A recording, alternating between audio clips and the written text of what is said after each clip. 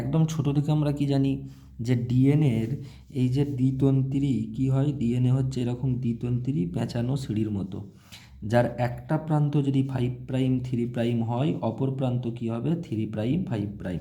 কেন হয় এটা? না এই যে ডিএনএর মধ্যে কি থাকে, একাধিক নিউক্লিওটাইড থাকে। এই নিউক্লিওটাইডগুলো কিভাবে থাকে না, যার মধ্যে এটা হচ্ছে একটা পেন্টোজ শর্করা, এটা হচ্ছে একটা নাইট্রোজেন বেস, তাই না? পেন্টোজ শর্করার যদি আমরা দেখি কটা কার্বন থাকে, পেন্টোজ মানে 5টা, তাই তো? তাহলে 5 কার্বনযুক্ত যে শর্করা, তার এটা হচ্ছে 1 নম্বর কার্বন, এটা হচ্ছে 2 নম্বর কার্বন, এটা হচ্ছে 3 নম্বর কার্বন, 4 নম্বর কার্বন এবং 5 নম্বর কার্বন। প্রত্যেকটা পেন্টোজ শর্করার আমরা দেখব 3 নম্বর কার্বনের সাথে পরবর্তী পেন্টোজ শর্করার 5 নম্বর কার্বনের কি হয়, ফসফেট গ্রুপটা যুক্ত থাকে। আবার এর পরেরটা যদি দেখি 3 নম্বর কার্বনের সাথে পরেরটার 5 নম্বর কার্বনের এই যে ফসফেট গ্রুপটা যুক্ত থাকে। ঠিক এই রকমভাবে পরপর 3 নম্বর কার্বন 5 নম্বর কার্বনের সাথে ফসফেট গ্রুপটা যুক্ত থাকে।